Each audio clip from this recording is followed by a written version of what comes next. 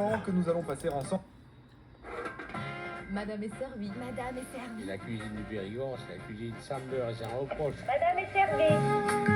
Bonjour, c'est un nouveau samedi gourmand que nous allons passer ensemble jusqu'à midi. Nous parlons d'une institution, le rhum. Le rhum AOC de la Martinique, de la canne à sucre au verre du Périgord, en passant par l'histoire et la géographie. Embarquement immédiat, direction la Martinique. Madame est servie. Et oui, ça nous change un petit peu de notre Périgord. Nous allons prendre l'avion et nous allons entendre un accent que moi j'adore. Il est avec nous, il s'appelle Michel Fayard. Bonjour Michel. Bonjour. Oh là là, non mais déjà on est parti là Michel. Ça y est? Un accent C'est incroyable. bon. Bon, on est déjà en Martinique alors. On est déjà en Martinique. Alors Michel Fayard, vous êtes conservateur du musée du rhum de la Martinique, c'est à Sainte-Marie. Et Michel, on a décidé de faire cette émission, ce Madame est servie sur le rhum, parce que nous étions au Salon international de l'agriculture et nous avons profité de ce salon pour vous rencontrer. Michel Fayard, vous venez souvent en France pour parler du rhum? Ben, je viens une fois par année déjà pour le Salon de l'agriculture parce que nous sommes au concours général agricole, tous les rhums de la Martinique. Et c'est vrai que pour nous, c'est une ouverture exceptionnelle au niveau du marché français et au niveau du marché européen quand même. Alors, ce que je disais, Michel, c'est que finalement, le rhum, c'était comme chez nous le Bordeaux, ou bien sûr, encore mieux, le Bergerac. C'est pareil pour vous à la Martinique. C'est la même culture. C'est la même culture et mieux encore, parce que l'histoire de la Martinique a commencé par 2 siècles et demi de monoculture de la canne, de fabrication de sucre et de distillation du rhum. Donc véritablement, on peut dire qu'en Martinique, il existe une civilisation du rhum à la Martinique parce que le rhum se retrouve partout, déjà dans les expressions populaires, dans la médecine traditionnelle, dans les croyances, dans la poésie, dans la musique, dans la littérature. Et effectivement, on peut dire que le rhum fait partie intégrante à la base même de la culture martiniquaise. Alors, on va apprendre tout ça pendant 50 minutes sur France Bleu Périgord. Je voudrais, Michel Fayard, conservateur du musée du rhum de la Martinique à Sainte-Marie, je voudrais qu'on commence par situer géographiquement la Martinique. Ça se trouve où la Martinique? Alors, la Martinique, c'est dans les dômes. Alors non, c'est pas dans les dômes. Les dômes, c'est une expression qui signifie département d'outre-mer. Alors l'outre-mer par rapport à quoi? Par rapport à la métropole, bien sûr. Mais la situation géographique de la Martinique se trouve dans l'archipel de la Caraïbe. C'est-à-dire, vous prenez de la Floride jusqu'à la côte du Venezuela, et là, vous avez effectivement Cuba, vous avez Jamaïque, Porto Rico, Haïti, Saint-Domingue, vous avez la Guadeloupe, la Martinique. Ensuite, vous avez Sainte-Lucie, vous descendez vers les Grenadines, et là, effectivement, vous tombez sur Trinidad-Tobago. Alors, la Martinique se trouve au centre même de l'archipel caribéen. Alors, à la Martinique, on parle quoi? On parle créole, on parle français, on parle anglais, je suppose?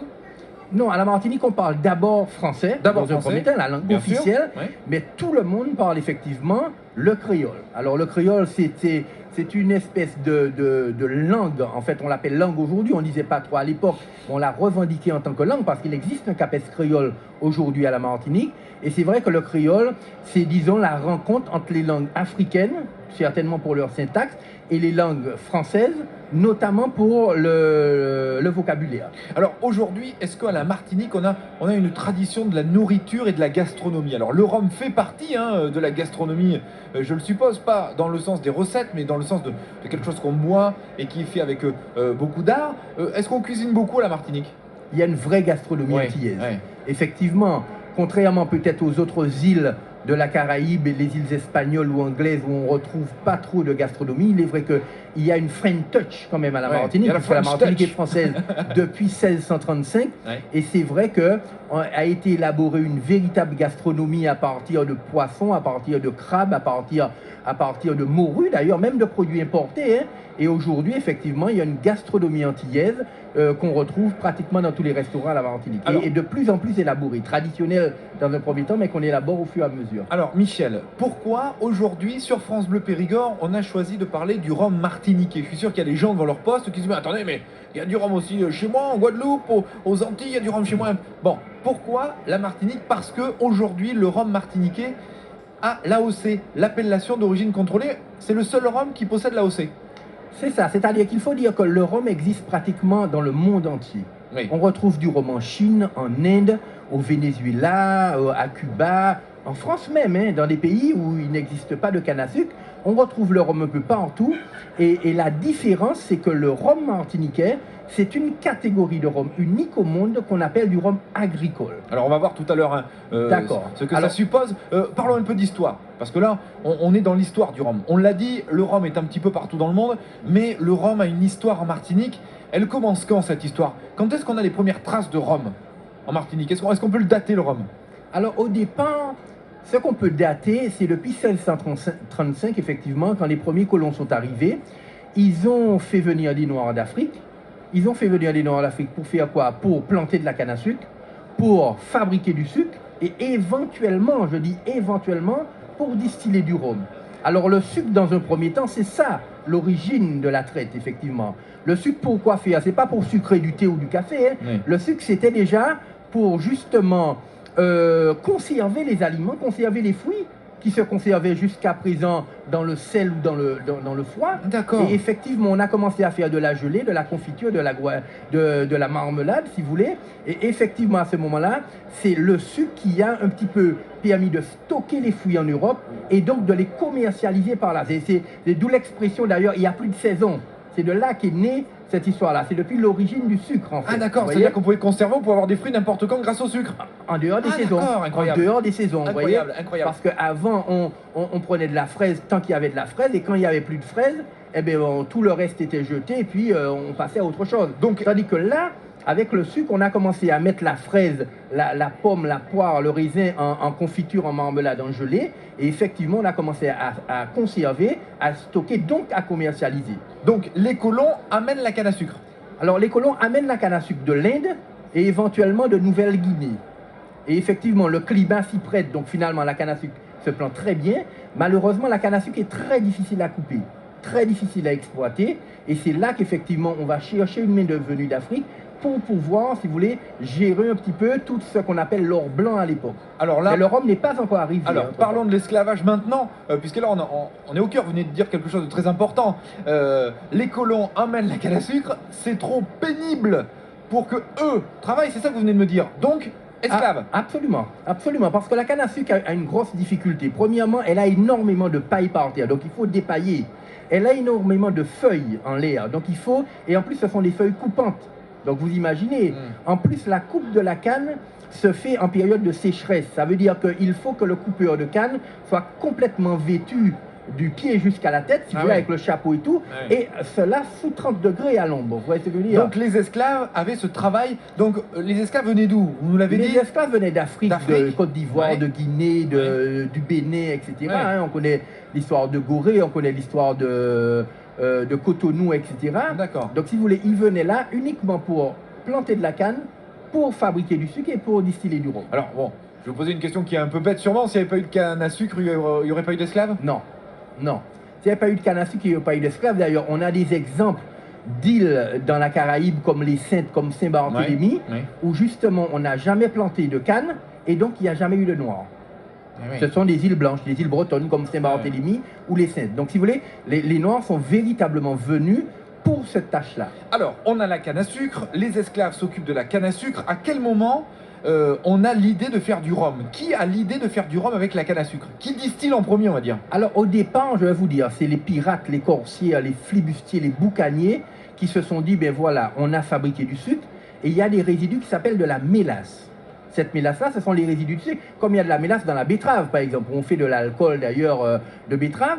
Et donc, cette mélasse-là, les pirates, les corsaires, les flibustiers, les boucaniers l'ont fermenté dans un premier temps, l'ont distillé, et on a tiré ce qu'on a appelé dans un premier temps du rhum industriel. Ça, c'est très important, parce que le rhum est né industriel, et on viendra après ça, c'est sur incroyable. le rhum Alors, agricole. C'est incroyable, je vous coupe maintenant, parce que d'habitude, on a le sens inverse. On commence par l'artisanat et l'artisanat devient industriel. Alors que pour le rhum, c'est le contraire. C'est-à-dire, on commence, dans le rhum, on a commencé par le bas, et au fur et à mesure, on est monté par le haut. Alors le rhum agricole, c'est une autre histoire, c'est une autre, On le verra tout à l'heure, c'est une autre attitude. Donc là, effectivement. on a commencé par le faire en grosse quantité, en industriel. On a commencé par le faire pour enivrer les pirates, les corsaires, les flibustiers, les boucaniers, comme je le disais, qui partaient dans le grand large, si vous voulez. Et on l'a appelé rhum parce que l'origine du mot rhum, d'ailleurs, c'est le mot rhumbulion, rhumbustion, ça veut dire faire du tapage dans un ancien mot anglais. Et pourquoi faire du tapage? Parce que le rhum montait davantage à la tête que ça nous descendait dans le foie. C'est-à-dire, pour vous donner un exemple, si vous exagérez sur le rhum, c'est pas une cirrhose du foie que vous aurez, mais des déliriums tremens. Vous voyez ce que je veux dire? Ouais, c'est Donc pour ça- c'est pour c'est ça pour qu'on ça, l'a appelé ouais. rhum au départ. Là, on vient déjà de Mais je goûter. parle bien du rhum industriel, on est bien d'accord. Hein. Parce que maintenant, c'est plus comme ça. Alors, quelqu'un nous a rejoint, qui est avec nous, Sébastien Dormois. Vous êtes du comité de défense du rhum martiniquais. Pas Alors, tout à fait, Sébastien, expliquez-nous. Pas tout à fait. En fait, je travaille effectivement au sein du même bâtiment que le Codérom, mais je suis en fait l'antenne de l'INAO en Martinique. C'est-à-dire que je m'occupe de l'appellation d'origine contrôlée, puisque les Roms, depuis 1996, ont obtenu cette appellation d'origine contrôlée. Donc je suis... On en parlera tout à l'heure. On Voilà. verra comment ça s'est Donc, en passé. fait, je suis employé par le syndicat de défense de l'appellation d'origine Rhum Agricole Martinique. Donc là, quand on boit du rhum, avant, quand on buvait du rhum, c'était bon pour la tête, on va dire. Aujourd'hui, ça va être meilleur pour le foie. On verra ça dans un instant. C'est aussi bon pour l'essence aujourd'hui. Exactement, c'est vrai. Alors, on en est à l'histoire. Hein. Donc là, on a D'accord. vu rhum industriel, on l'a bien compris, pour les flibustiers, pour les pirates. On peut peut-être tout de suite parler de l'image que nous avons du rhum, hein, puisqu'on parle de pirates, comme ça ce sera fait. C'est vrai que nous, en métropole, quand on pense à Rome, moi je pense effectivement à ces colons qui viennent. Vous, quand vous pensez à Rome, c'est pas du tout ça. On n'a pas la même image en métropole et vous C'est-à-dire que en Martinique. dans un premier temps, c'est vrai, il faut le dire, chacun avait l'histoire de son rhum. Voilà, de son Rome. Alors c'est vrai que il faut dire les choses honnêtement. Bien sûr. La France, en parlant de Rome, quand vous lui évoquiez le nom de Rome, c'était le grand large, c'était Voilà. les pirates, Les pirates, les compagnies, flibustiers, voilà. etc. Les colons, tout Et ça, c'est ouais. vrai qu'à la Martinique, quand on parlait de Rome, je parle il y a une trentaine d'années, c'est vrai que ça évoquait un peu le désespoir, ça évoquait le chagrin d'amour, ça évoquait l'esclavage, ça évoquait le travail mal Ouais, payé, ça ouais. évoquait tous ces éléments-là. C'est-à-dire, chacun avait sa propre histoire du Rhum. Et aujourd'hui, effectivement, on est en train de se rejoindre parce que quelque part, si vous voulez, toute cette problématique-là est en train de fusionner et on est en train aujourd'hui de revendiquer une culture avec ses hauts, avec ses bas, avec tout ce que nous avons. Culture qui s'appelle d'ailleurs la créolité. Hein, La créolité, oui, tout à fait. De mieux en Ouais, mieux. ouais. Et justement, où tout le monde essaie de se dire, bon, après tout ça, on a dépassé ce stade-là. Et finalement, ce stade-là nous a permis d'arriver à un certain art de vivre, à une certaine civilisation, si vous voulez, à un certain niveau, à un certain produit, à une certaine excellence. Hein, on retrouve une certaine culture qui aujourd'hui est particulièrement riche parce qu'on retrouve des grands poètes, on retrouve des grands écrivains, Oui. on retrouve des grands musiciens, on retrouve des grands plasticiens, on retrouve des grands philosophes, on retrouve une gastronomie, on retrouve une culture, on retrouve des traditions, on retrouve un costume traditionnel et puis on retrouve un produit qui est le produit rhum de la Martinique qui est aujourd'hui une particularité de la Martinique. Aujourd'hui, tout le monde revendique ce rhum comme étant la fierté même de la Martinique et de ses origines. Alors, rhum industriel, on va bientôt parler de fabrication pure. On va essayer de savoir comment ils fabriquaient le rhum et pourquoi ce rhum-là a obtenu l'AOC, ce qui va nous intéresser beaucoup, puisque chez nous, en Périgord, on a pas mal d'appellations d'origine contrôlée. Donc là, rhum industriel, on l'a bien compris, pour enivrer les troupes, hein, on voit bien tout le monde. Et c'est bien l'image que j'ai, moi, du Le rhum. rhum martiniquais là-bas. était dans le colis démobilisé Voilà. des deux dernières guerres mondiales. Hein, je vous dis, c'était le moral des troupes. Le d'ailleurs, moral hein. des troupes. Bon, alors On en a participé. Hein. comment on en vient au rhum que l'on connaît aujourd'hui, au rhum agricole? Comment dites-vous agricole? Moi, j'adore votre Agricole, accent. agricole. Alors, en fait, au départ, il y avait le rhum industriel. Oui. Et il y avait effectivement 2000 ou 2500 petites habitations. Une habitation, si vous voulez, c'est une petite société qui vit en autarcie, hein, avec la maison de maître, avec le moulin, avec la crèche, avec la boutique, avec tout ce qu'on veut, si vous voulez, et qui fabriquait d'abord du sucre dans un premier temps, et puis qui fabriquait du rhum avec sa mélasse. Et puis est arrivée la première révolution industrielle, celle de la vapeur, celle du charbon en fait. Et qu'est-ce qu'on a constaté? On a constaté que les pots de canne séchée, c'est-à-dire la bagasse, pouvaient servir de combustible exactement comme le charbon de bois, pour alimenter la machine à vapeur. Alors vous imaginez, dans la matière première, la canne à sucre, on se retrouve avec un combustible. Énorme. Alors automatiquement, on a saisi l'affaire au bon, et donc on a créé de véritables machines à vapeur.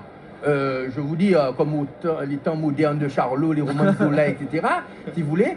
Et là, on a utilisé les pots de canne séchée, une fois qu'on avait extrait le jus de la canne à sucre, les pots de canne séchée comme combustible. Et jusqu'à la journée d'aujourd'hui, c'est la bagasse, c'est-à-dire les pots de canne séchée qui vont alimenter la machine à vapeur et donc nous alimenter en électricité, nous donner toute l'énergie que nous avons besoin pour faire fonctionner toute l'usine. Alors, vous imaginez, du coup, qu'est-ce qui s'est passé? On a toutes les petites habitations disséminées comme ça dans la Martinique se sont regroupés autour de ce qu'on appelait les usines centrales, d'accord? Et donc on a commencé à produire du sucre et du rhum industriel à grande échelle. Donc pour aller, et bien sûr, comme il fallait produire à grande échelle, on a été chercher la canne de plus en plus loin, puisque justement l'unité centrale produisait beaucoup. Et qu'est-ce qu'on a fait? On a mis un réseau de voies ferrées sous forme d'étoiles, des chemins de fer je parle, hein, autour des usines centrales pour aller chercher la canne. Et il s'est trouvé quoi? Il s'est trouvé que des petites habitations complètement enclavées se sont retrouvées loin de l'usine centrale et loin de la voie ferrée.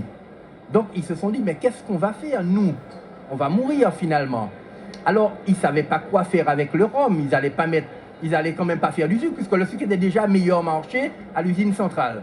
Ils n'allaient pas faire du rhum industriel, puisqu'il faut faire du sucre avant. Donc ils se sont dit, puisqu'on a...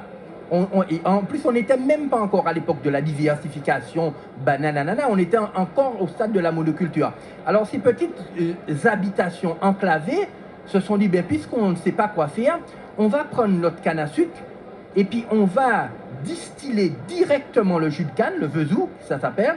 On va le fermenter dans un premier temps, on va le distiller et ça a donné un rhum pur fruit, pur jus de canne à sucre que dans un premier temps on a appelé rhum habitant en rapport à l'habitation, les rhums de l'habitation et qui après est devenu le rhum agricole. Donc on peut dire que le rhum agricole à la Martinique est né de la conjonction de l'arrivée de la machine à vapeur, de la première révolution industrielle et de la topographie du terrain, puisqu'il n'y avait pas encore effectivement de chariots, etc. On transportait la canne à dos de mulet, vous voyez? Donc ces petites unités-là, alors du coup tout le monde a constaté que ce rhum-là était plus parfumé, plus élaboré, etc. Il a eu un succès auprès, disons, de la haute bourgeoisie. Et quand est arrivée la première crise sucrière, on pourrait dire en 1870, qu'est-ce qui s'est fait? Les usines ont commencé à fermer puisque la betterave a un petit peu supplanté le sucre de canne en métropole.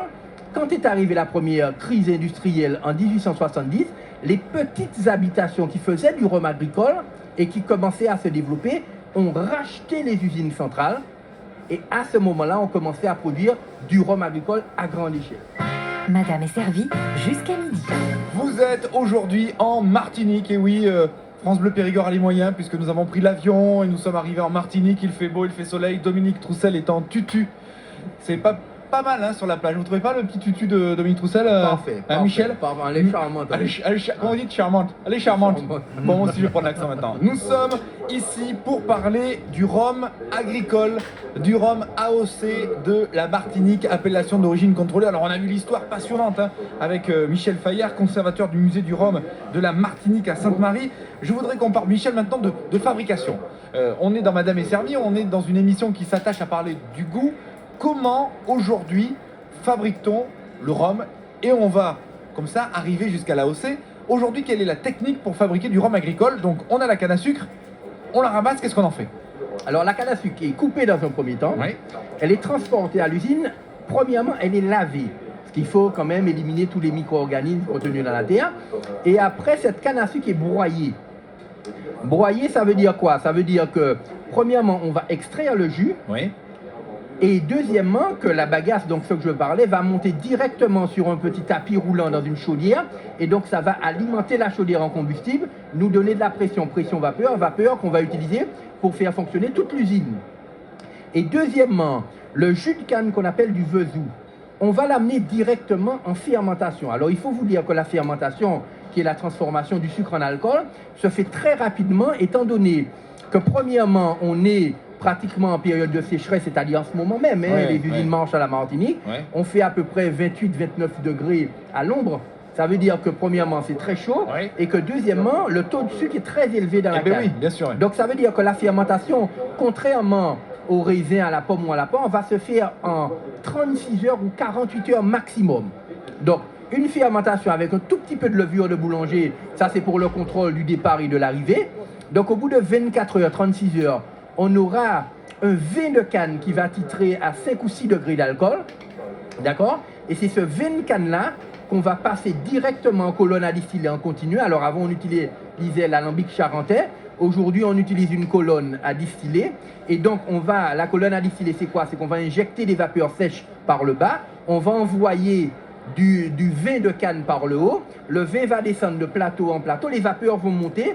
Et une fois que les vapeurs vont rencontrer le vin, les vapeurs vont capter l'alcool contenu dans le vin et vont donc s'enrichir au fur et à mesure qu'ils vont monter. Arrivés en tête de colonne, ils seront à peu près à 70 ou 75 degrés d'alcool. La personne donc les boit. très très fort. Là, on appelle ça l'esprit du rhum. Là, effectivement, ouais, l'esprit du rhum. Il y en a qui boivent ça à 75 degrés? Non, Ah bon. c'est l'alcool, D'accord. je voulais, brut, quoi. Hein. Alors, certains s'en servent pour faire des frictions, pour faire, Oui, je veux dire, toutes Dominique, sortes vous de me choses. frictionnerez hein, ce soir à l'hôtel. Effectivement, ça peut être très très bon.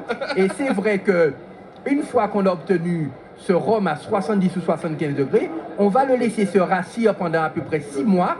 On va dire qu'il se rassit, ça veut dire qu'il va perdre un degré d'alcool, qu'il va perdre ses éthers, qu'il va perdre un petit peu comment dirais-je, qu'il va un petit peu se bonifier au fur et à mesure, d'accord? Il va s'oxygéner et au bout de 6 mois, on va pouvoir le travailler avec de l'eau distillée et c'est là qu'on va tirer le premier rhum blanc, rhum agricole blanc de la Martinique, d'accord? Ce rhum blanc est à combien là? Il est à combien en degrés? Le rhum 50? est à 50 ou 55 degrés. D'accord, pas plus. Hein. Bon, pas plus. Ouais. Pas plus.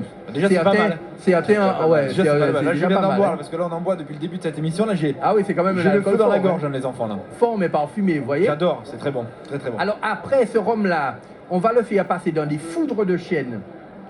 Alors les foudres de chêne, c'est des grands fûts de 30-40 000 litres, hein. C'est pas des petites barriques, vous voyez.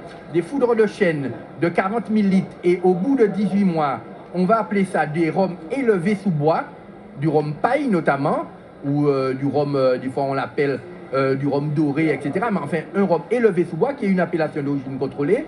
Et ce rhum-là va se boire sous forme de petits punch avec du sucre de canne et du citron vert. Alors on donnera la recette du tiponge tout à l'heure. On donnera la recette. Voilà. Et puis le troisième temps, c'est qu'on va vieillir du rhum à ce moment-là dans des fûts de chêne, soit blanc américain de Bourbon, soit des fûts de chêne du Limousin, selon la décision du maître de chai. Et là, au bout de 3 ans, on va appeler ça du rhum vieux. Alors pourquoi au bout de 3 ans? La question que vous m'avez pas posée, Attendez, je vais répondre quand même. vous parlez tout le temps, je peux pas en placer une moi. Attends, mais comment? Alors attendez, on la refait.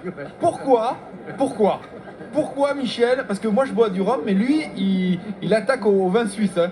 Alors on y va. Oui, mais c'est vous Pourquoi qui m'avez invité, hein. Michel, pourquoi Michel? Alors pourquoi? Parce qu'il faut vous dire que vieillir en climat tropical... Attendez Michel, attendez. Pourquoi Michel? Alors pourquoi? C'est une excellente question. Ah, merci. Je vais vous répondre que, effectivement, vieillir en climat tropical, c'est pas pareil que vieillir en climat tempéré. Ça veut dire que quand vous avez la chaleur qui se dégage en Martinique, comme je vous disais, 28-30 degrés, vous avez un premier phénomène qui est l'évaporation, ce qu'on appelle la part des anges. Alors l'évaporation est excessive en matière de vieillissement, qui est de l'ordre de 7 à 8%, alors que dans le cognac, c'est de l'ordre de 1,5% Oui, c'est ça, à peu ouais. près. Donc, une part des anges excessif, mais vous avez aussi un survieillissement. Ça veut dire que le tannin du fût en climat tropical se relâche beaucoup plus rapidement D'où le goût. dans le rhum Eh oui. qu'il ne le ferait dans le cognac ou dans l'armagnac. Alors, effectivement, au bout de 3 ans, on a un rhum qu'on peut appeler vieux, que l'INAO nous a donné l'autorisation de l'appeler vieux, mais qui correspond quand même à un cognac de 6 ans, aux mêmes caractéristiques qu'un cognac qui aurait 6 ans, et quand c'est un rhum de 6 ans, d'un cognac ou d'un armagnac qui aurait 10 ans, etc. Incroyable. Donc, il y a un survieillissement que nous-mêmes, nous sommes obligés de contrôler. Alors c'est pour vous dire que le vieillissement à la Martinique, ce n'est pas une copie conforme du vieillissement qu'on peut retrouver dans les différentes régions de France.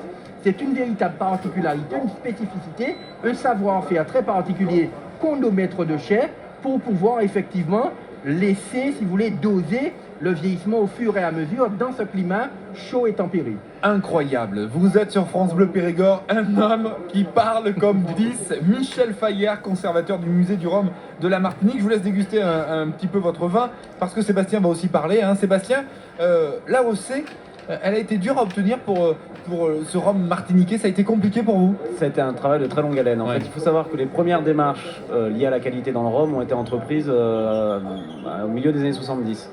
On a eu le label, dans un premier temps, on a eu le label rouge dans les années 74. Oui. Ensuite, après le label rouge, par rapport au rhum ACP qui commençait à se développer, on s'est dit que de façon à assurer les caractéristiques et la particularité du rhum agricole, il fallait qu'on obtienne l'appellation d'origine contrôlée, notamment pour protéger notre façon de faire et notre produit. Donc la première demande d'accession en appellation d'origine contrôlée a été faite en 1975 et on l'a obtenue en 1996. C'est incroyable. Donc 20 ans de travail.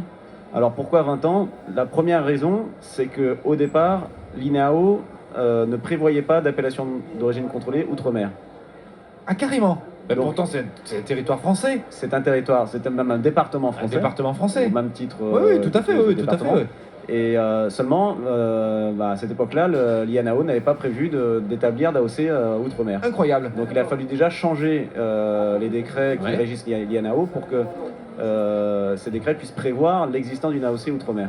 Donc ça a déjà pris quelques années. Je crois que le décret a été voté dans les années 80, 82. Et ensuite, il a fallu aussi, ce qui n'est pas évident et ce qui est le cas dans toutes les AOC, mettre autour d'une même table tous les producteurs pour qu'ils se mettent d'accord sur le décret d'AOC, pour qu'ils se mettent d'accord sur, voilà, on va se mettre d'accord sur une façon de produire. Mais qui dit AOC dit terroir. Alors, il y a dit- aussi, dit voilà. cépage. Exactement. Est-ce qu'aujourd'hui le rhum martiniquais, il a des cépages particuliers? Est-ce que le terroir influe sur le goût du rhum? C'est Tout à fait. important En fait, pour nous. alors dans le cadre du rhum, on parle pas de cépage, on D'accord. parle simplement de variété de canne. D'accord. Donc Donc il y on a plusieurs variétés de Il y a cannes. 10 variétés de cannes qui sont agréées pour la production de rhum agricole. Et ces variétés évoluent au cours du temps. C'est-à-dire qu'il faut savoir qu'une variété de canne, au bout d'un certain temps, on dit qu'elle dégénère. Ah bon? C'est-à-dire qu'à force de la planter, Oui. elles sont supplantées, parce qu'il faut savoir qu'il y a une sélection de variétés de canne qui se fait régulièrement. Donc on retrouve régulièrement des variétés de canne qui sont plus productives et de meilleure qualité que les Ah anciennes. d'accord, Donc, incroyable. il y a ça une aussi. sorte de roulement comme ça. Il faut compter environ une à deux nouvelles variétés de canne qui rentrent dans la OC tous les 2-3 ans. Donc la variété de canne donne un rhum avec un goût comme un petit peu dans le raisin avec les différents Alors, il faut savoir cépages, que Merlot, historiquement- Cabernet. Non, pas du tout. Historiquement, le rhum agricole à Martinique, c'est un rhum de mélange de variétés. D'accord, donc on prend pas une seule canne à sucre. Non, on en prend c'est plusieurs. c'est véritablement un rhum de mélange. C'est-à-dire D'accord. que historiquement, c'est vraiment ça. Vous avez plusieurs variétés de canne parce que en fonction du terroir que vous avez, on a un terroir unique en Martinique. Mais en fonction si vous êtes dans le nord, dans le sud ou sur des terrains plus ou moins sableux, il y a des variétés qui sont plus ou moins adaptées. D'accord. Donc simplement déjà pour cette première raison. Après, vous m'avez parlé tout à l'heure de la notion de terroir. Oui. Il faut savoir effectivement qu'en Martinique, nous avons des conditions, des conditions climatiques, Voilà, c'est ce qu'on de disait. précipitation, des conditions d'ensoleillement et même au niveau type de sol qui sont uniques. Et c'est véritablement, quand vous prenez les conditions climatiques, les conditions climatiques avec les conditions pédologiques, donc la couche du sol, ça vous fait en fait un couple qui est unique en Martinique. Et c'est ce qui donne en fait cette caractéristique, plus le savoir-faire. Au niveau de l'AOC, l'AOC reconnaît à la fois un terroir mais aussi un savoir-faire historique. C'est-à-dire que vous n'aurez jamais d'AOC pour un produit qui a 2 ans par exemple. Ouais.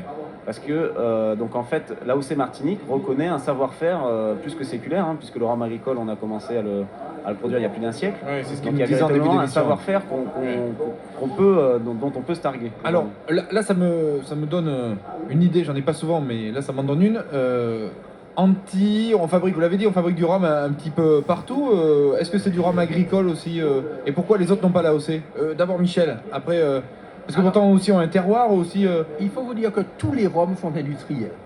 C'est-à-dire tous les rhums que vous connaissez dans le monde, que ce soit des rhums cubains, jamaïcains, portoricains, brésiliens ou vénézuéliens, ce sont tous des rhums industriels. Pourquoi? Déjà pour un premier plan économique, c'est-à-dire il est plus facile pour un pays de prendre une canne, de faire d'abord du sucre avec sa canne, de le vendre, et puis après récupérer la mélasse, de faire du rhum et de le vendre. Ouais, Il a deux produits pour la même canne. Tandis que nous, effectivement, avec la canne, nous n'avons qu'un seul produit, c'est le rhum. Un rhum de qualité, mais quand même un rhum uniquement du rhum. vous voyez. C'est du rhum quoi. C'est-à-dire qu'avec la canne à sucre il sert à faire votre rhum martiniquais, elle ne sert qu'à ça. Voilà, exactement. Voilà. Ça, c'est très important à dire. D'ailleurs, En en Martinique, on peut même parler de rhum de canne à rhum. Vous De voyez, canne à rhum, de carrément. canne à rhum, Ouais, ça me pourrait presque exactement, ça, vous d'accord. voyez. Et donc c'est ça qui a fait que l'AOC a été obtenu par le rhum martiniquais. Ça Voilà. va faire grincer des dents pour- quand même, il doit y avoir d'autres pays qui auraient bien voulu avoir l'AOC aussi, non? Ça, a pas Ça fait demande grincer. une certaine, ça demande ce que je vous ai dit Ouais. tout à l'heure, ça a pris 20 ans aussi parce Ouais. qu'il faut De la ça demande rigueur, une voilà. certaine motivation Ouais. des Des professionnels et producteurs, des des producteurs. Et ça demande une entente, réussir à se mettre d'accord autour d'une table. Et ça, c'est pas évident. Alors, et puis, des il faut syndicats. aussi un savoir-faire. Bien sûr, c'est ce qu'on disait en début bien d'émission. antérieur. On ne peut pas, du jour au lendemain, un Cubain ne peut pas dire bon, je prends ma canne, je fais du rhum directement avec ma canne, et puis à ce moment-là, j'ai un rhum agricole, j'ai une AOC. Ouais. Ce serait trop simple. Non, Ouais, voilà. c'est Et clair. pour en fait renforcer le propos de Michel Fayad, il faut savoir qu'au niveau, en termes de chiffres, quand il disait que tous les rhums du monde sont des rhums industriels, c'est quasiment vrai, puisque le rhum agricole dans le monde, ça ne représente que 5% en volume des rhums produits dans le monde. Que 5%. Que 5%. Et pourquoi la Martinique a pu obtenir cette AOC? Parce que la Martinique, à elle seule, concentre 75% de ses 5%. Oh. Nous sommes les seuls à faire Énorme. autant de rhum agricole dans le monde Mhm. sur un même territoire. Donc ce qui fait que c'est vraiment, Martinique, c'est véritablement la terre de rhum Alors aujourd'hui, agricole. agricole. Aujourd'hui en Martinique, combien de producteurs produisent du rhum agricole AOC? Donc il y a actuellement, il faut faire la différence entre les marques et les distilleries, ce qu'on appelle les distilleries fumantes. Les marques, quand on parle de marques, on a tout de suite quelques marques qui nous viennent. On a Saint-Jam, c'est ça? Oui, Parce c'est que ça. vous Français. Voilà, français. Saint-Étienne, là j'en ai devant, hein, parce que j'ai déjà bien attaqué là. On a Trois-Rivières, qu'est-ce qu'on a d'autre? On a Vous Dillon, avez Dillon, vous avez Dillon. Depaz, Voilà. Lamonie, les Naisson, rhums Naisson, voilà, on devrait Voilà. avoir Claudine Naisson On dans attend. un instant. On espère qu'elle va venir. les rhums La Favorite. D'accord, vous donc il avez- faut faire la distinction entre les marques. Voilà, parce qu'en fait vous avez plus de marques que de distilleries fumantes. D'accord. Donc les distilleries fumantes, aujourd'hui vous en avez 8. En fait on va faire le tour de la Martinique en partant par le nord Caraïbe et on finira par le nord Atlantique. Donc vous avez la distillerie Depaz, la distillerie Naisson, la distillerie Dillon, la distillerie Favorite, la distillerie Lamonie, la distillerie du Simon, Oui, la distillerie Saint-James d'accord. et la distillerie JM. D'accord. Je crois, si je ne me suis pas JM, trompé, on donc- doit être arrivé à 8. Donc vous êtes en train de me dire que là, ce que vous venez de dire, quand on achète le rhum, c'est vraiment le rhum distillé. Les autres marques distillent dans.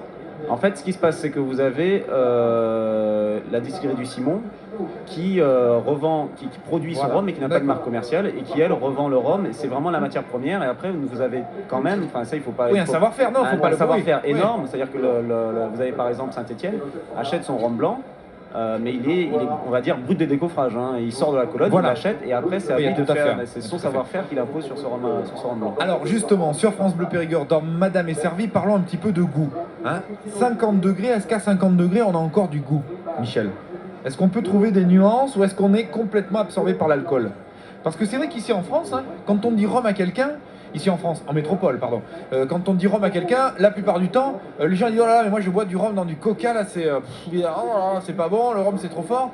Et on se rend compte finalement, on boit du mauvais rhum et c'est sûrement pas du rhum de la Martinique. Là, on vient de boire du rhum avec Dominique Troussel, enfin surtout Dominique, qui s'est. Vous vous calmez Dominique.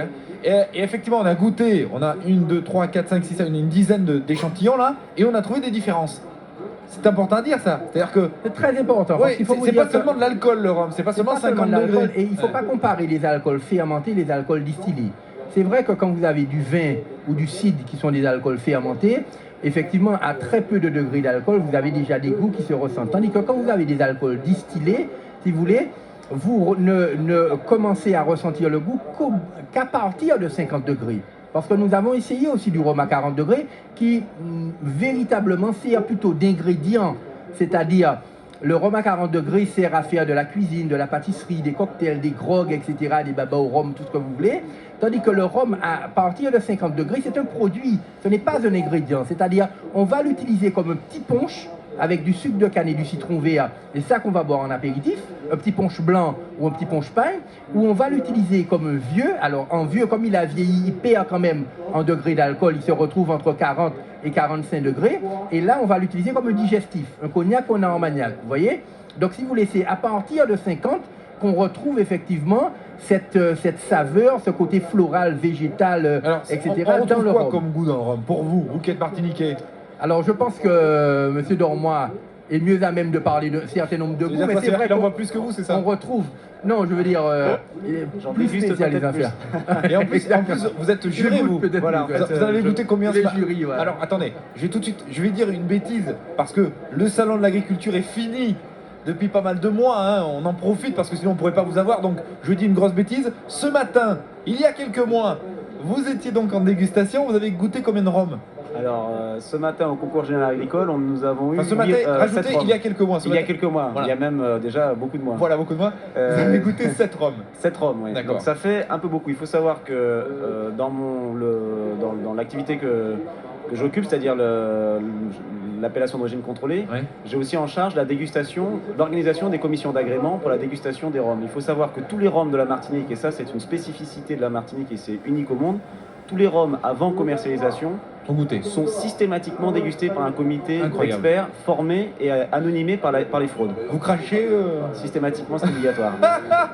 Oui, mais quand même, Donc- attendez, me dites pas qu'à 50 degrés, même si on crache, on a quand même. Moi, ça m'arrache le palais, quoi. Mais bon, il faut avouer aussi que il y a une question d'habitude du palais. D'accord. Alors, quel goût dans le rhum? Alors vous avez une typicité également, l'AOC reconnaît une typicité de la Martinique en termes de goût, au niveau aromatique. Vous avez des fiches de typicité qui ont permis sur des années de dégustation de dire voilà, statistiquement, vous avez 25% d'arômes floraux, vous avez 25% d'arômes fruités, vous avez des arômes végétaux, vous avez, alors ça je parle pour les rhums blancs. Oui. Après, au niveau des rhums vieux, vous allez avoir ce qu'on appelle le côté empyromatique, le côté boisé, le D'accord. côté... Rhum vieux, au bout de quel âge il est rhum vieux? 3 ans. 3 ans de vieillissement en D'accord, fût. ouais. Et après, vous pouvez monter, vous avez différentes dénominations qui sont donc rhum vieux pour un rhum, on va dire, de 3-4 ans, D'accord. VSOP pour les rhums qui ont au moins 4 ans, et XO ou hors d'âge pour les rhums qui ont au moins 6 ans de vieillissement en fût. Parce qu'il faut savoir que dès que vous sortez le rhum du fût, il ne vieillit plus. Alors, on va faire un petit test là. On a un sommelier, Xavier Gombert. Prenez le verre aussi, allez-y, Xavier Gombert, avec le sommelier. Oui. Xavier qui est derrière nous. Le sommelier, on va faire un petit test pour savoir ce qu'ils en pensent. Allez-y, goûtez comme ça. Au nez déjà. Au nez. Oui, faut Alors, bien prendre le micro. Hein. Lorsque je déguste des alcools, Oui. d'abord, je sens cet alcool pendant très longtemps. D'accord. Et en fait, on arrive dans des dégustations professionnelles à déguster, entre guillemets, à notre façon, plusieurs dizaines d'alcools. Ouais. Parce qu'on n'ingère pas l'alcool, Ouais. et c'est pas l'estomac qui va nous permettre de faire l'analyse D'accord. de l'alcool. D'accord. Donc on travaille uniquement sur le nez, Sur le nez. et on peut faire toute une gamme pratiquement uniquement sur le nez. Mais c'est incroyable. l'odeur. Lorsque l'on a donc senti le premier nez, le deuxième nez, on l'agite, ensuite on pose la main sur le verre et on agite de façon à réchauffer l'alcool et on va donc sentir d'autres arômes. D'accord. Ça, je vous explique un peu la méthode pour Ouais. pouvoir comprendre comment on peut se faire plaisir sans boire, disons, et sans Bien ingurgiter sûr, l'alcool. ouais. Ensuite, on va mettre une toute petite goutte en attaque de bouche, parce que du fait que nous sommes parfois sur des alcools à 55, voire 65 chez Nesson, etc., nous avons des alcools qui brûlent, mais qui brûlent une seconde, et une fois que nous avons eu cette petite brûlure, Ouais. on recrache et on salive dans la bouche, et là on peut reprendre une petite goutte, D'accord. et là on n'a plus cette sensation de Ah, c'est brûlure une bonne idée, qui peut ça. nous gêner, et on est pleinement sur le fruit, sur les arômes de cet alcool. Donc une fois que vous avez fait ça, en fait on a eu une goutte en bouche, on l'a recraché, et ensuite on vide notre verre dans le seau, le crachoir, et là on sent le verre vide, et c'est là qu'on a l'évolution du rhum, parce que vous avez effectivement toute la pellicule aromatique qui se dessèche, qui tapisse le verre, qui se réchauffe, et là vous avez toutes les arômes, vous le sentez beaucoup. Donc je peux faire une analyse d'un rhum sans en avoir bu Bien plus sûr. que 2-3 D'accord, gouttes. ah, mais c'est Donc je peux super passer intéressant, ça. au deuxième rhum, au troisième D'accord. rhum, et ensuite on peut parler, disons, de comparatif et revenir sur les rhums qui nous D'accord. intéressent le plus. Là en bouche, alors là je sais, on n'est pas dans les conditions optimales, merci de l'explication. Là vous le mettez en bouche, déjà au nez il y a quoi? Rapidement, hein, parce qu'après on va passer Alors, on au sent côté. bien là, il y a un C'est un côté Trois-Rivières, raisin, ça, hein. il y a un côté... C'est un Trois-Rivières.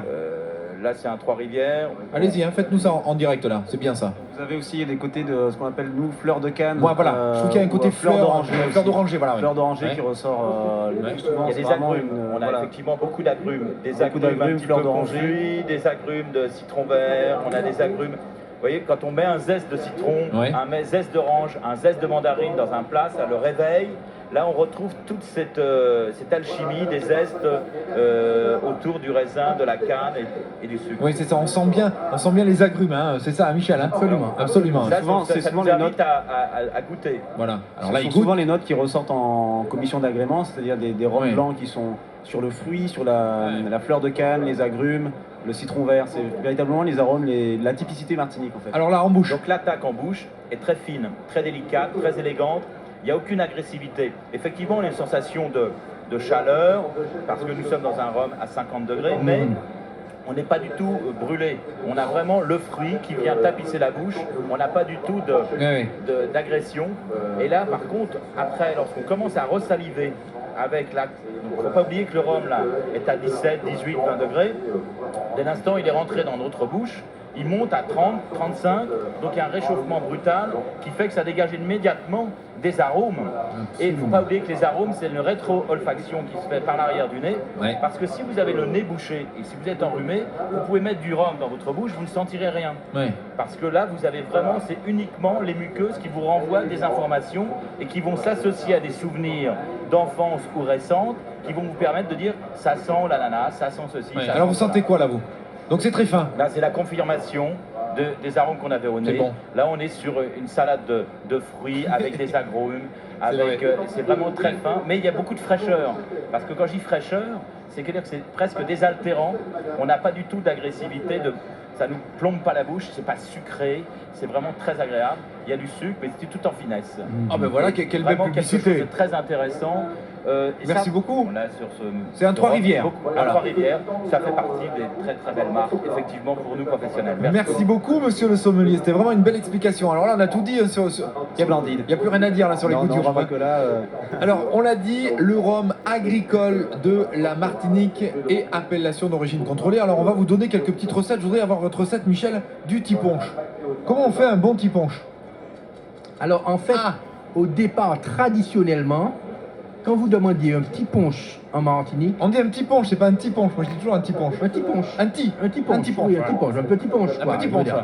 Certains disent un punch.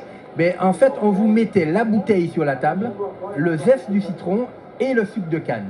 Et c'est chacun qui composait son petit punch selon sa technique, selon sa formule, selon son goût, selon son appréciation, vous voyez. Ouais. Et au fur et à mesure, effectivement, comme le petit punch est devenu une institution, c'est vrai que maintenant, on vous sert un petit punch, si vous voulez, directement. Oui, voilà, oui. oui. Donc un petit punch, ça veut dire simplement 3 ingrédients, le zeste de citron. Alors il faut bien préciser que ce n'est pas une rondelle de citron, ce n'est pas du jus de citron. Un jus de citron, c'est du daiquiri. Donc c'est le zeste du citron. Ensuite, une dose à peu près pour partir de sucre de canne, à peu près, et environ 5 doses de rhum. Vous voyez? Donc, à grosso modo, 1 sur 5. Alors, bien sûr, selon votre humeur, selon votre goût, selon que vous êtes un homme ou une femme, que vous êtes de bonne ou de mauvaise humeur, vous variez un petit peu les doses. Mais grosso modo, c'est sucre de canne, citron vert et rhum blanc. Et 5 doses. hein. Et 5 doses. On n'oublie pas. Ça, c'est pour. je crois que déjà au niveau de la composition du tiponche, on comprend tout de suite cette spécificité martinique parce que ce tiponche-là, vous ne pouvez pas le faire avec un autre alcool qu'un rhum agricole. Oui, oui. Si vous prenez un rhum issu de l'industrie, rhum industriel, et vous faites un tiponche, honnêtement, c'est imbuvable. Ouais. D'ailleurs, ils ne le proposent jamais en tiponche. Et c'est le peu de choses que vous rajoutez dans finalement, vous le buvez quasiment pur, ce rhum agricole. Et c'est vraiment la démonstration qu'ici, vous avez un rhum de dégustation. Le rhum agricole de la Martinique, c'est un rhum de dégustation et on est quasiment les seuls à avoir ce type de rhum. Alors, parlons du café créole. Tant qu'on est dans le petit punch, le café créole. Ça aussi, c'est une tradition, Michel, le café créole? Non. C'est vous Non, alors? non. Vous mettez du rhum dans votre Mais- café tous les matins, Michel? C'est-à-dire qu'en fait, ce qu'on appelle café créole, d'ailleurs on a machin, c'est un peu de rhum dans du café Oui. avec de la crème chantilly. Ah oui, d'accord. D'après ce que j'ai D'accord. compris, D'accord, je veux d'accord, dire. d'accord. Ben, ce sont un petit peu des recettes qui ont été élaborées au fur et à mesure, mais c'est vrai que, disons, au siècle dernier, c'est vrai que beaucoup de Martiniquais le matin se réveillaient et mettaient un petit peu de café, Ouais. un petit peu de rhum dans leur café. Ouais. D'accord? Donc effectivement, on a appelé ça un café créole. Alors, on va terminer avec les légendes et un peu d'histoire de ce rhum qui me fait toujours rire, moi, parce qu'on dit donne du rhum à ton homme. Ça aussi, les femmes donnent du rhum à leurs hommes à la Martinique pour les revigorer un peu. Ah oui, oui, c'est vrai Alors, que le rhum est-ce que ça a des quelque chose. propriétés médicinales, on va dire? Ça excite un peu, non? Parce que là, C'est-à-dire, je suis comme un fou. là. le rhum, c'est un alcool fort dans un Ouais. premier temps. Donc Ouais. c'est vrai que quand vous avez mal à la gorge, Ah. que vous avez une angine ou que vous avez une grippe ou une bronchite, c'est sûr que si vous mettez beaucoup de citron, beaucoup de miel à ce Miel, moment-là, ouais. et avec une forte dose de rhum, c'est sûr que vous désinfectez la gorge. Ouais. Je crois Oui, que là, je pense il n'y a, que là- pas- il y a pas mieux que ça pour désinfecter. Mais là, C'est je suis vrai que désinfecté, moi j'ai goûté tous vos échantillons. oui, je suis là, bien là, vous êtes, désinfecté, vous êtes là, protégé, je pense. hein, Ah, je vous dis très honnêtement, Immunisé, là. pendant un bon moment. Alors c'est vrai que le rhum avait un petit côté désinfectant, désaltérant, tout cet aspect-là. Mais bon, c'est vrai qu'il y a beaucoup de... Le rhum, c'est de l'alcool. Je veux dire, à la limite, on pourrait très bien aussi, si vous n'avez pas d'alcool, mettre du rhum pour désinfecter une plaie. On pourrait dire ça Oui, comme carrément, ça, quoi. oui, carrément. Ça fait un peu cher quand même. Hein. Ça Oui, fait un peu cher. un peu cher. Et c'est pour ça d'ailleurs que pendant les 2 guerres mondiales, la production de rhum à la Martinique a explosé littéralement, parce que le rhum a servi effectivement en 14-18 et en 39-45 au moral des troupes dans un premier temps. D'accord, à tout ce qu'on appelle l'infirmerie, et puis à la fabrication de la poudre. Donc, si vous voulez, tous ces éléments-là étaient liés à l'alcool, et le rhum, effectivement, peut servir à ça. Il ne faut pas oublier que le rhum, c'est le dernier verre du condamné. Hein. Oui, c'est vrai. Et je veux vous dire, ça veut dire que c'est le dernier plaisir qu'il s'offre avant de passer l'arme à gauche. Pourquoi la poudre à canon? Non, parce que l'alcool rentre dans la fabrication de la poudre. D'accord. Donc on utilisait le rhum. Donc on a utilisé le rhum. Des croyances, il y a des croyances autour du rhum à la Martinique, c'est un peu sacré. Est-ce qu'on en boit à certaines occasions bien précises?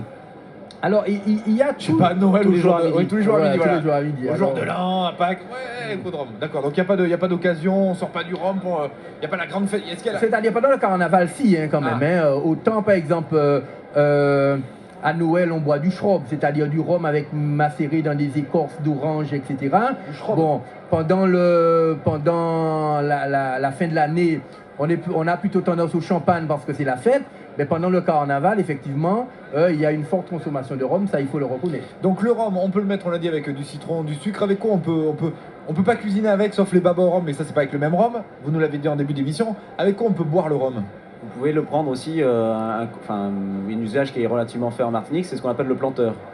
Voilà, c'est ça. C'est-à-dire, on peut faire des cocktails avec. Hein, le planteur, le daiquiri, la pina colada, tout ça peut se faire à partir de rhum. Le planteur, par exemple, comment vous le faites, vous, le planteur Alors, le planteur... Alors, le planteur, c'est 2 jus de fruits avec 2 rhums. Ça veut dire, les 2 jus de fruits, ça peut être orange, ananas, ou ananas goyave, ou goyave mandarine. Et puis 2 rhums, c'est-à-dire un rhum jeune et un rhum vieux. Et on mélange les deux. C'est ce mélange de 4 composantes qui forment le planteur. Alors, le rhum jeune et le rhum vieux, on a créé ce qu'on appelle un rhum ambré, c'est-à-dire un mélange de jeune et de vieux, c'est-à-dire de jeune pour sa force et de vieux pour son parfum. Et là, on a créé le Royal Ambré qui, effectivement, peut être utilisé directement pour des cocktails. Bon, dernier conseil pour tous les auditeurs qui vont craquer, qui vont soit venir à la Martinique, soit aller dans leur supermarché pour trouver du rhum. Comment on retrouve le rhum agricole AOC Martinique? L'étiquette. Alors, l'étiquette, c'est très simple. Déjà, à partir du moment où vous avez Martinique marqué sur l'étiquette, ça c'est une disposition de l'INAO et de l'AOC, vous êtes sûr que le rhum provient de la Martinique, les cannes du terroir identifié de la Martinique, et qu'il a été dégusté systématiquement. Donc ça c'est déjà le premier caractère. Ensuite vous avez rhum blanc, rhum blanc, donc rhum blanc, rhum vieux, vous êtes sûr qu'il a vieilli au moins 3 ans en fût, et les rhums élevés sous bois, c'est comme a expliqué Michel Fayad, c'est un rhum qui a passé entre 12 et 18 mois en foudre de chêne. D'accord. Donc après vous avez les 11 marques principales, donc on en a déjà des... on l'a dit, on peut en citer la favorite, Dillon, Lamoni est très connue à cause de ça, voilà, de sa jolie femme. Voilà. Elle est très jolie. Hein, mais véritablement c'est... Quand vous dites Tête Marie. Tête Marie. D'accord, très joli. Elle a la tête attachée. Ouais. Et ça veut dire Tête Marie, ça? Ça veut dire Tête Marie, ouais. D'accord. Donc après, il y en a d'autres, il y a la favorite, voilà, Dillon, De Paz. Et voilà, et ce que vous pouvez aussi, une autre chose qui peut vous rassurer quand vous achetez une bouteille de rhum, c'est quand vous avez le petit logo de l'AOC, qui est simplement la Martinique, dans un ovale vert, et ce qui certifie en fait la qualité du rhum agricole. La Martinique, on était vraiment très contents. On va terminer sur ce musée, ce musée du rhum de la Martinique à Sainte-Marie. On peut y voir donc tout ce dont on a parlé ce matin, avec en plus, je suppose, des pièces exceptionnelles dans ce conservatoire. Le musée se trouve à l'intérieur de la distillerie Saint-James, c'est vrai. C'est l'ancienne maison du maître, en fait, qui était juste à côté de la distillerie. Donc la distillerie fonctionne effectivement. À l'intérieur même du parc, on a toutes les anciennes machines, depuis les machines justement qui fonctionnaient avec les mulets, etc., jusqu'aux premières machines à vapeur et toute la série de machines. On a aussi une explication donc avec les différents process, etc., depuis le rhum industriel jusqu'au rhum agricole, en passant par là aussi toutes les explications. On a aussi un petit train qu'on a remis en place qui va relier le musée du rhum au musée de la banane, puisque le musée de la banane se trouve maintenant à 3 km du musée du rhum. Donc si vous voulez, on peut traverser les champs de canne, traverser les champs de bananes et arriver donc au musée de la banane. Et puis c'est vrai qu'au fur et à mesure, vu que les distilleries deviennent de plus en plus, et toutes les distilleries d'ailleurs, des centres culturels et touristiques, c'est vrai que nous mettons un certain nombre d'expositions d'artistes traditionnels ou d'artisans. Et c'est vrai que nous faisons un certain nombre de manifestations aussi, comme la fête du rhum, la fête de fin de récolte, le rassemblement de la diaspora indienne, etc. Et donc aujourd'hui, on peut dire que les distilleries sont devenues de véritables centres culturels à la Martinique, des centres touristiques et un petit peu des centres festifs. Vous voyez ce que je veux dire? Bah, et ça, applaudissez. c'est très important. Applaudissez-le, vraiment, ça Merci. mérite des applaudissements, il a été super. Michel Fayad, conservateur du musée du rhum de la Martinique. Dernière question, vous buvez du rhum à table avec des plats particuliers en Martinique? Est-ce qu'il y a un plat qui se prête bien avec du rhum? Le foie gras, je pense pas. Est-ce qu'il y a un plat? Vous mangez quoi, vous, à la Martinique? C'est-à-dire, le rhum, c'est d'abord un apéritif. Eh ben oui. En À table, passant on à en boit table, pas. voilà, on va boire le petit punch à Ouais. table. À table, c'est le petit punch. Le petit punch. Le petit punch. À la limite, si vous mangez trop gras, Oui, comme nous. ce qu'on a vu tout à l'heure, Comme Dominique, exactement. parce que Dominique, elle mange Au gras aussi, milieu hein. du repas, vous pouvez prendre un cœur de chauffe, c'est-à-dire une distillation par alambic charentais à 60 degrés, effectivement. Et là, c'est pour un petit peu décaper, c'est pour enlever le cholestérol, quoi, grosso modo. Et effectivement, juste après le repas, vous pouvez terminer par un petit vieux, c'est-à-dire un digestif.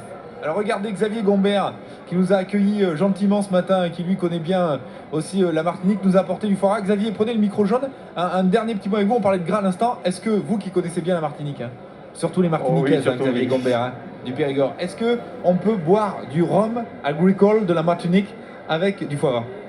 Écoutez, on n'a jamais essayé. Il a l'air perplexe, hein.